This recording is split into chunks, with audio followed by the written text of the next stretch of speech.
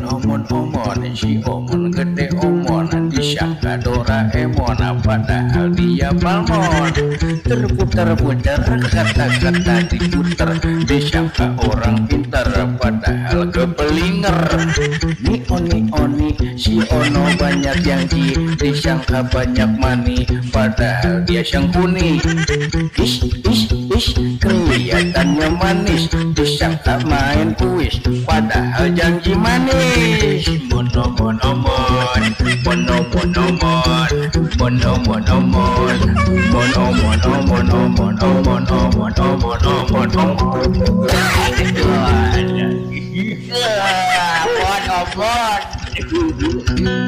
Makanya jangan omon ya. Aduh. Orang pintar pasti pilih Anies Baswedan. Salam perubahan. Nah, salam perubahan ini sudah dilakukan oleh Anies Baswedan saat menjadi gubernur DKI. Prestasinya sangat luar biasa, teman-teman. Yang pertama yang ia lakukan adalah perubahan, yang dimana diskotik ditutup akhirnya ganti nama. Ya, ini adalah prestasinya untuk perubahan nama. Lalu yang kedua, rumah sakit diganti nama menjadi rumah sehat. Nah, ini udah kelihatan prestasinya. Air meluap, biasanya kita sebut adalah banjir, dirubah lagi menjadi parkir air. Nah kan nggak ada orang yang kayak gini, cowok. Lalu yang terakhir, ini bukan perubahan nama lagi, tapi perubahan tujuan. Saya tidak akan melanjutkan reklamasi. Betul, dia nggak melanjutkan, tapi menyelesaikan. Ini jelas prestasinya, nggak usah ditanya. Jadi buat lulu yang pinter ngomong, pinter janji-janji manis, pinter ngibul, jangan lupa pilih nomor 1.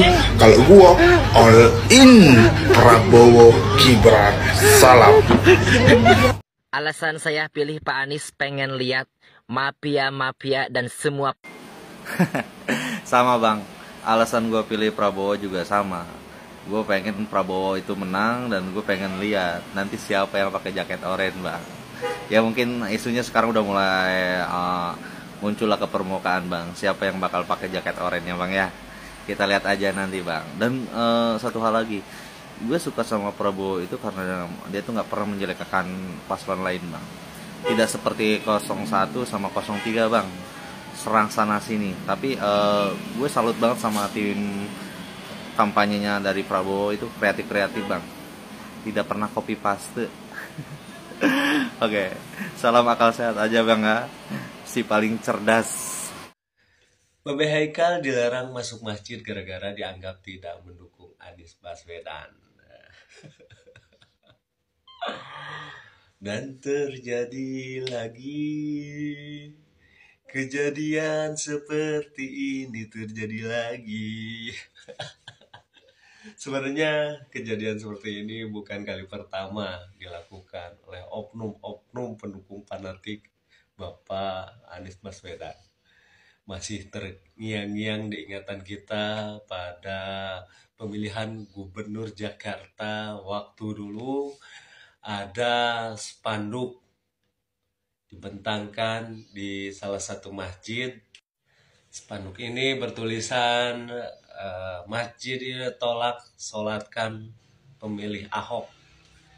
Nah, jadi emang isu-isu agama ini atau politik identitas ini kerap dijadikan senjata oleh oknum pendukung Bapak Anies Baswedan. Dan kali ini menimpa Babe Haikal Hasan. Dirinya dilarang masuk masjid karena mendukung Bapak Prabowo. Itulah intinya dia belak-belakan di podcast Deddy Corbuzier.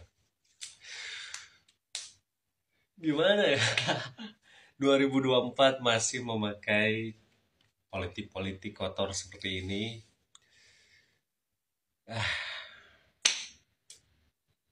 Insaflah, wahai manusia.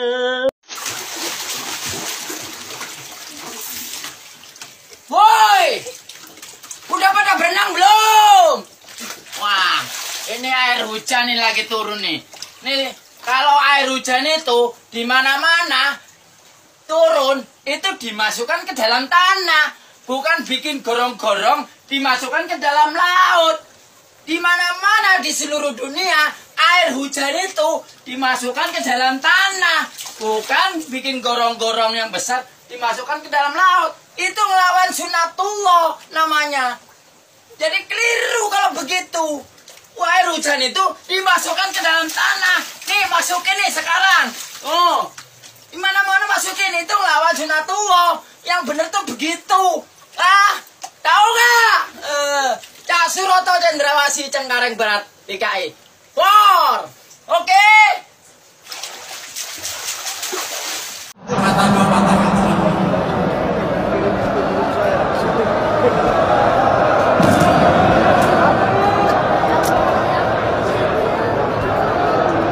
Kita pulang guys, kita bukan pendukungnya, kita pulang.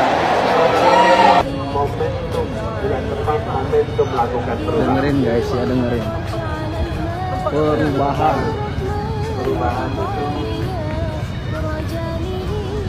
kemajuan tidak datang otomatis, tapi kita yang harus mengikhtiarkan. ngerangkok ke masjid, mantap. Kampanye di masjid, mantap. Keren, amin.